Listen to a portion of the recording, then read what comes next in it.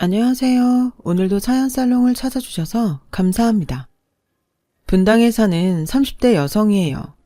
전생에 원수가 만나 부부의 연을 맺는다고 하잖아요. 그런데 제 남편을 보면 그 말이 꼭 맞는 건 아닌 것 같아요. 저는 결혼하고 3개월도 안 돼 고아가 됐어요. 한 달 간격으로 엄마, 아빠 모두 세상을 떠나셨거든요. 엄마는 오랜 기간 암투병 중이셨는데 제 결혼식 이후 상태가 악화돼서 결국 세상을 떠나고 마셨어요.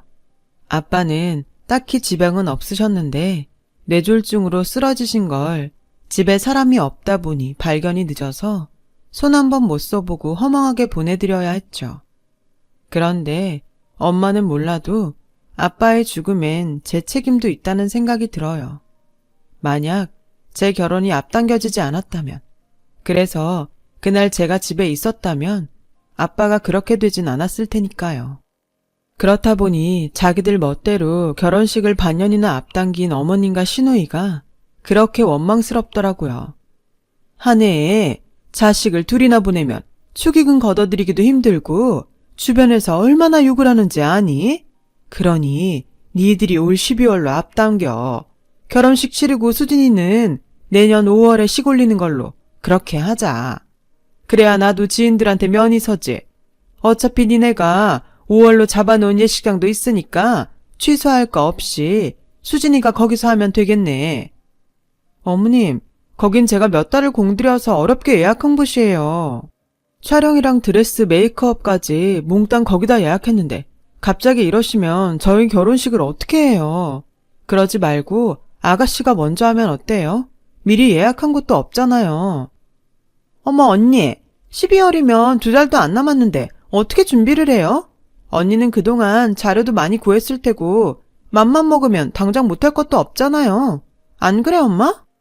그래, 그건 수진이 말이 맞다. 12월은 결혼 성수기도 아니라서 예식장 구하는 것도 그렇게 어렵지 않을 거고 무엇보다 아랫사람이 윗사람 제치고 먼저 결혼하는 법은 없어. 니네 친정은 어떤가 몰라도 우리 집은 양반 집안이라서 그런 도리는 깍듯하게 지키고 살았다. 그러니 네가 다시 준비하도록 해라. 손윗사람이 그 정도 아량은 있어야지. 도리 따지는 사람들이 축의금 받자고 예식 날짜를 손바닥 뒤집듯 바꾼대요. 가소로워서 말도 안 나왔어요. 그럴 땐 남편이 나서서 깔끔하게 정리해주면 좋으련만. 제 남편은 마치 남의 결혼식 얘기하듯이 좋은 게 좋은 거라고 서로 얼굴 붉히지 말고 우리가 양보하자고 하더군요.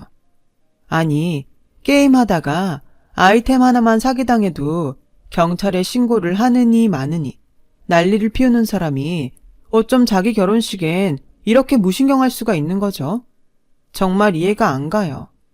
아무튼 남편이 이렇게 나오는 바람에 저 혼자 핏대 세워봐야 쪽수도 밀리고 별 수 없을 것 같아서 할 수 없이 백기를 들고 말았어요.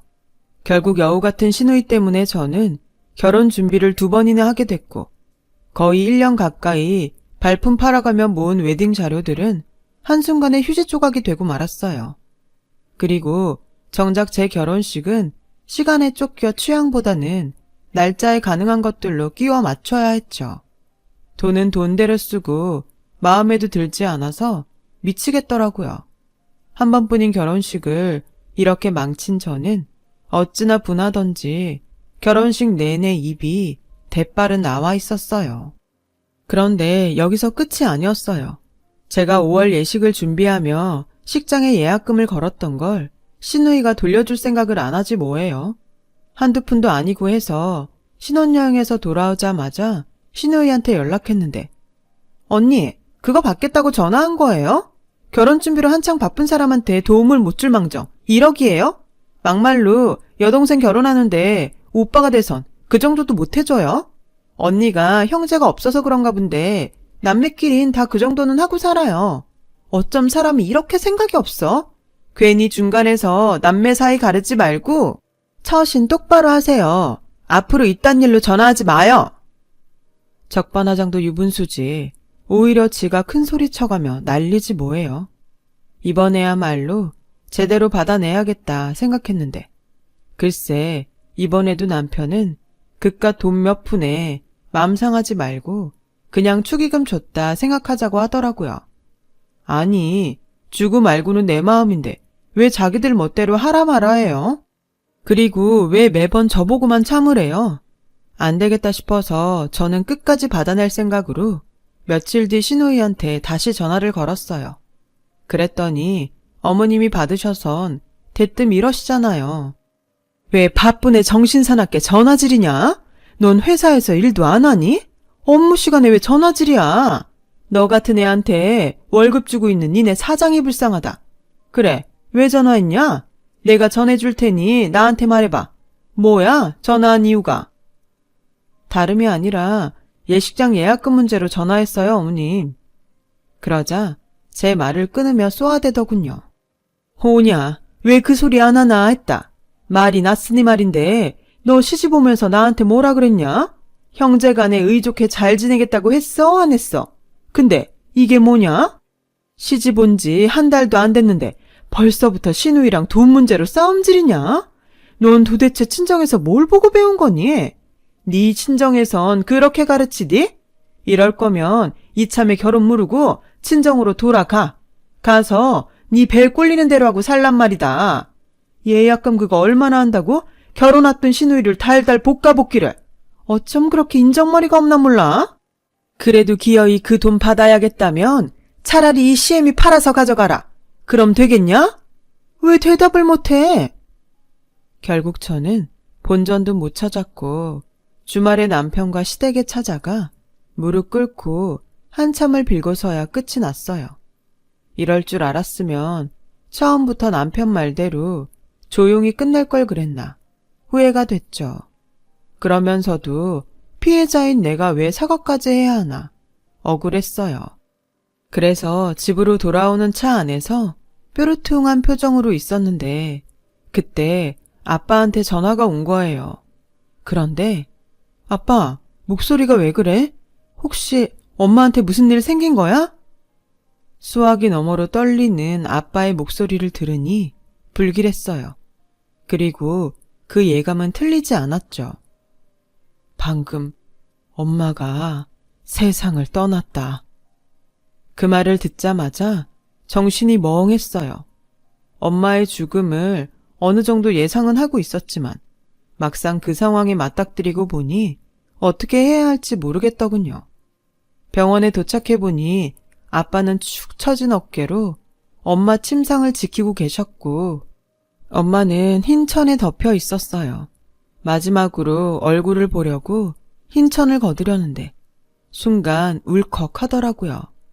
그제야 엄마가 죽었다는 사실이 실감이 났거든요. 이제 더 이상 엄마 손도 잡아볼 수 없고 날 부르던 따뜻한 목소리도 들을 수 없다는 사실에 목이 메었어요. 가슴에서 뜨거운 무언가가 떠올라 목구멍을 틀어막는 기분이었죠. 두 눈에 가득 찬 눈물이 쏟아지기가 무섭게 저는 주저앉아 오열했어요. 얼마나 울었는지 온 몸의 기운이 쭉 빠져서 온전히 걷기도 힘들 정도로 지쳐버렸어요. 그 바람에 저 대신 남편이 나서서 장례식장 측과 장례 절차를 상담하고 지인들께 부고를 알려야 했어요. 그동안 시댁 식구들 문제로 툭 하면 다퉜던 터라 미움이 컸던 남편이지만 막상 큰일이 닥치고 보니 그래도 남편밖에 없다는 생각이 들더군요. 남편이 옆에 없었으면 어쩔 뻔했나 싶을 정도로 의지가 되더라고요. 그건 아빠도 그랬나 봐요. 엄마 장례식이 끝나고 저와 엄마 유품을 정리하면서 그러시더라고요. 네가 남자 보는 눈은 있는 모양이다. 한서방 같은 사람을 데려왔으니 말이야. 아마 네 엄마도 그렇게 생각할 거다.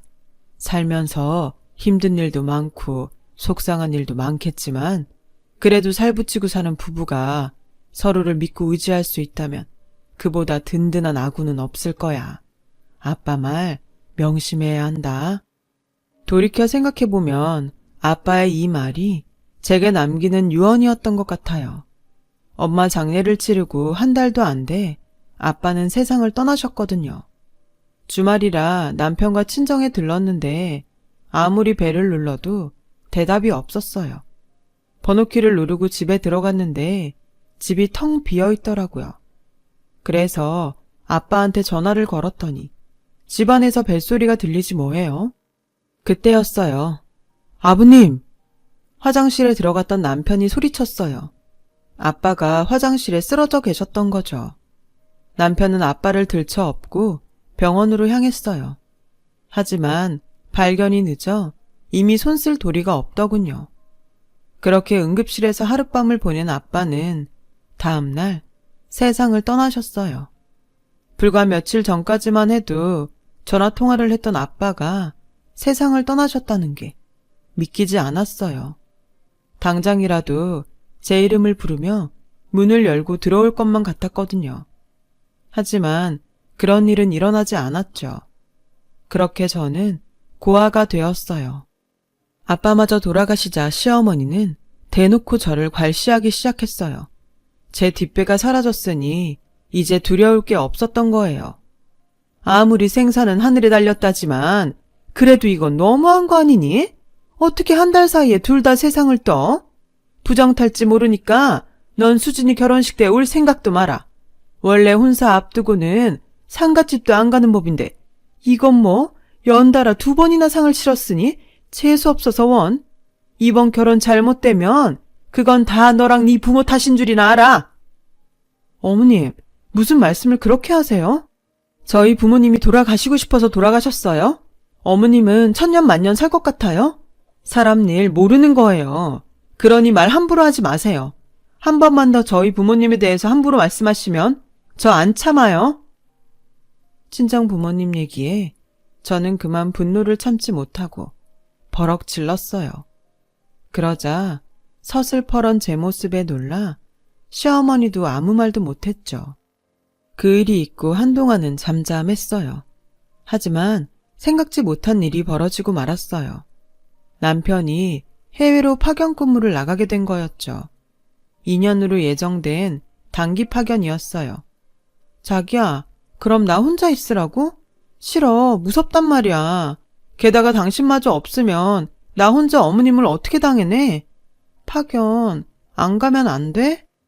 그게 내 마음대로 되나. 그래도 너무 걱정하지 마. 어머님께는 내가 잘 말씀드릴게. 말은 이렇게 했지만 남편 역시 걱정이 되는 표정이었어요. 평소 어머님과 크고 작은 일로 마찰을 빚으면서 제가 위궤양과 불면증을 달고 사는 걸 누구보다 잘 알고 있었으니까요.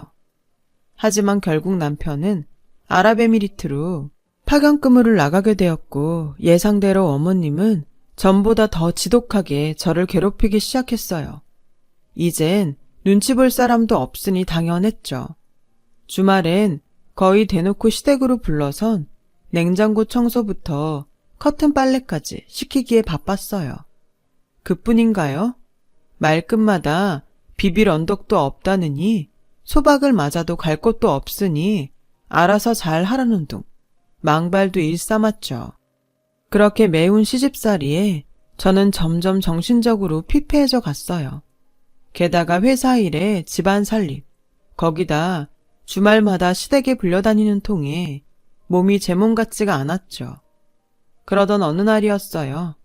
그날도 시댁에 불려가 냉장고 청소를 하고 있었는데 음식 냄새를 맡아서 그런가 속이 울렁이더라고요. 그래서 구역질을 했는데 그 모습을 본 시아버님이 혹시 임신한 게 아니냐고 하시더라고요. 혹시 몰라 집에 오는 길에 약국에 들러 임신 테스트기를 사왔는데 선명하게 2줄이 나왔지 뭐예요. 솔직히 그걸 보고 안도했어요. 내 아이를 가졌다는 기쁨보다도 임신까지 한 마당에 더는 지금처럼 괴롭히지 않을 거란 기대 때문이었죠. 임신 소식을 들은 남편은 뛸 듯이 기뻐했어요. 그러면서도 한창 힘들 때 같이 있어주지 못해서 미안해했죠. 하지만 이런 남편의 반응과는 달리 시어머니는 시큰둥한 반응이었어요. 그건 바로 시누이 때문이었어요. 불과 5개월 차로 결혼을 한 시누이는 아이가 생기지 않아서 시댁에서 꽤나 눈치를 봤던 중이었거든요. 손이 귀한 집안이라 결혼 전부터 혼수 필요 없으니 손주만 낳아달라던 분들이니 말 다 했죠. 그런데 그게 사람 마음대로 되나요? 한약에 임신 클리닉까지 다니며 애를 써봤지만 소용이 없었어요. 그러니 딸은 노력해도 안 되는 임신을 며느리는 노력도 없이 잘만 하니 시어머니가 얼마나 배가 아팠겠어요. 제가 눈에 가시였죠 뭐. 시누이 시샘도 만만치 않았어요. 아예 노골적으로 비아냥거리더군요. 언닌 좋겠어요. 노력도 안 하고도 애도 척척 갖고. 하긴 언니가 한 게 뭐 있나? 이게 다 우리 오빠 능력이지. 남편 잘 만난 덕에 얼마나 좋아? 언니 팔자가 제일 부럽네요. 그러니 고마운 줄 알고 사세요. 잘 되면 다 지네 집 덕이고 안 되면 다 제가 부덕한 탓이었어요. 그런데 언제부턴가 시어머니랑 시누이 태도가 180도 달라졌지 뭐예요. 처음엔 그래도 임신했다고 대접해주나 싶었는데 알고 보니 그게 아니더라고요. 얘 아가, 너희 친정집 말이다. 언제까지 비워두고 있을 참이니? 알아보니 부동산 시세도 좋던데 이참에 팔아서 가게라도 하나 차리면 좋겠더구나.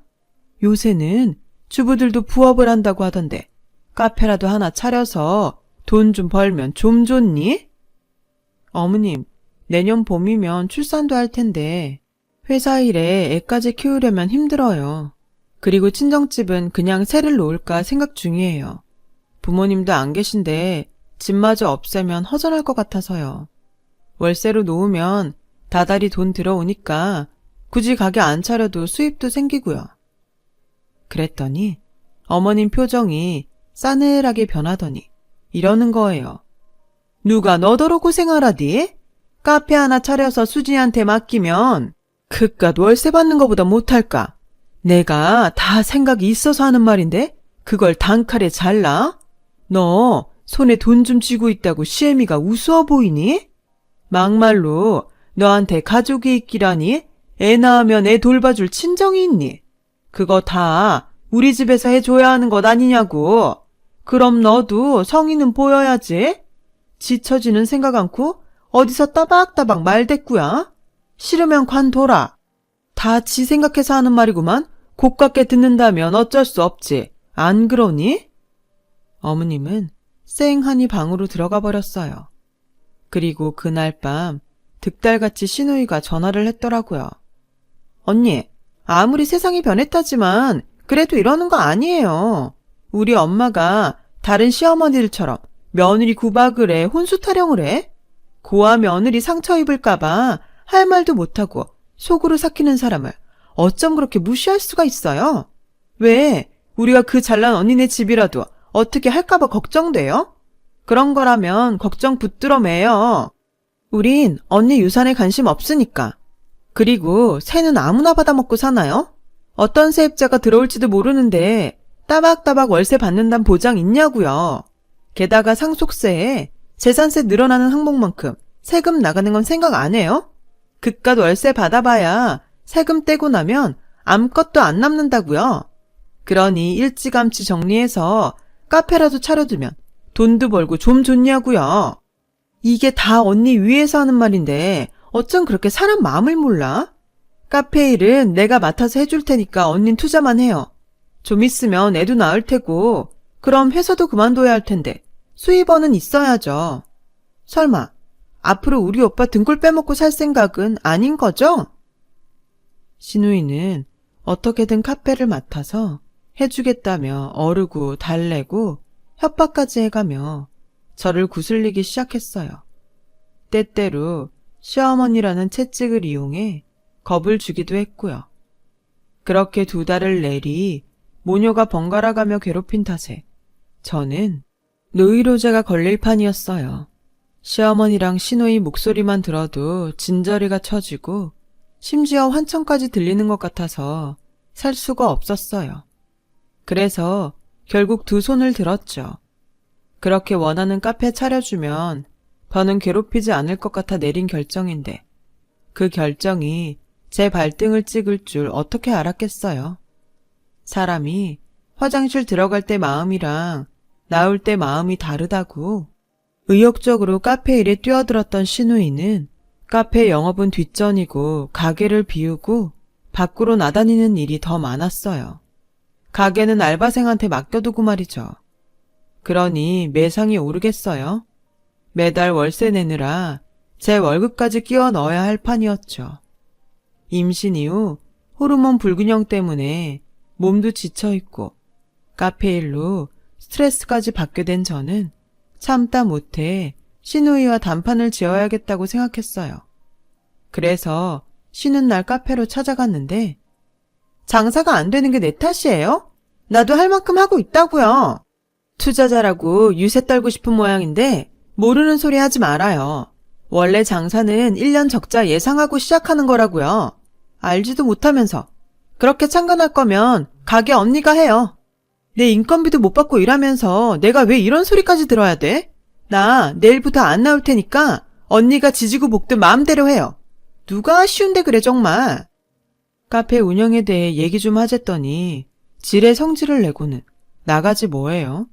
아니 애초에 자기가 맡아서 한다고 큰 소리 쳐놓고 이제 와 이러면 나보고 어쩌라는 건지. 결국 저는 퇴근 후 시간과 주말에 카페 일을 하며 원치 않는 투잡을 뛰게 됐어요. 그러는 사이 몸이 많이 무거워져서 온몸이 부서질 것 같이 아팠고 부종도 심해졌어요. 그리고 결정적인 사건이 일어났어요. 그날도 퇴근 후 지친 몸을 이끌고 카페로 갔는데 웬일로 신우이가 나와 있더라고요. 옆에는 신우이 시부모님과 서방님도 있었어요. 제가 카페에 들어서자 신우이는 도둑질하다 걸린 사람처럼 놀라며 제게 다가왔어요. 그리고는 평소와 다르게 살갑게 굴더군요. 언니, 안 도와줘도 된다니까 굳이 또 왔어요? 어머님, 제 올케 언니예요. 저 힘들까봐 일 도와준다고 이렇게 종종 찾아오네요. 상황을 보아하니 이 여우 같은 게 시댁에선 친정에서 가게를 차려준 걸로 이야기하곤 자기가 도맡아 카페를 운영한다고 말해왔던 모양이에요. 집에서 애 못 낳는다고 눈치를 주니 나다닐 구실로 삼은 거죠. 좋아요. 거기까지는 이해할 수 있어요. 그런데 이게 몰래 금고에서 돈을 꺼내 집 백에 넣지 뭐예요. 사실 그동안 말은 안 했지만 신우이가 인건비 외에 가게돈에도 손대는 걸 알고 있었거든요. 혼자서 가게 꾸리느라 힘든 것 같아 알고도 말 안 했는데 지금은 상황이 다르잖아요. 그런데도 자연스럽게 돈을 챙겨 넣는 걸 보니 부하가 치밀었어요. 그래서 창고로 불렀죠. 지금 뭐 하는 거예요? 아가씨가 왜 금고돈에 손을 대요? 무슨 권리로요? 시댁엔 어떻게 얘기해놨는지 몰라도 내 가게돈에 손대는 건 더는 용납 못해요. 당장 도로 넣어놔요. 아니, 그깟 돈 얼마나 한다고 그래요? 내 퇴직금도 한 푼 안 줬으면서 뭐가 그렇게 당당해? 됐으니까 이 돈은 퇴직금이다 생각해요. 그럼 됐죠? 별것도 아닌 게 가짜라서 정말. 뭐? 가짜나? 이게 정말. 나 퇴직금 줄 생각 없으니까 당장 그 돈 금고에 넣어요. 안 그럼 절대로 경찰에 신고할 거니까. 돈은 일한 사람이 가져가는 게 맞죠. 솔직히 아가씨가 그동안 가게 일한 게 뭐 있어요? 툭 하면 얼굴 반반한 알바생 꼬셔서 그 금고돈으로 모텔 다닌 거밖에 더 있어요? 내가 몰라서 말 안 한 줄 알아요? 이 근방에서 아가씨 그러고 다니는 거 모르는 사람이 없을 정도예요. 사람이 창피한 줄을 알아야지. 어디 서방님이랑 시댁 식구들 앞에서 줄줄이 읊어줄까요? 그때였어요. 서방님이 창고 문을 열고 들어왔어요. 밖에서 얘기를 들었는지 얼굴이 울그락 불그락 하더라고요. 여보, 여긴 왜 들어왔어? 너 그동안 카페 일로 바쁘다더니 젊은 놈들이랑 바람 피고 다녔니? 그래놓고 일 때문에 바쁘다고 제사도 빠지고 집안일에 소홀했던 거야? 네가 그러고도 사람이니? 결혼 전에도 양다리 걸친 거 용서해줬더니 여전히 그러고 살았던 거냐고. 당장 이혼해. 너란 여자랑은 더는 못 사니까 당장 헤어지자고. 서방님은 화를 내며 밖으로 나갔고 신우이는 뒤따라 달려나갔어요. 잠시 뒤 창고로 돌아온 시누이는 다짜고짜 제 머리채를 잡더니 저 때문에 이혼당하게 됐다며 욕을 퍼부어댔어요. 그 소리에 알바생이 달려들어와 뜯어 말렸고 그 과정에 저는 뒤로 넘어졌어요. 그리곤 다리 사이로 뜨거운 무언가가 흘러내리기 시작했죠. 피였어요. 그리고 저는 정신을 잃었어요. 눈을 떠보니 병원이더군요.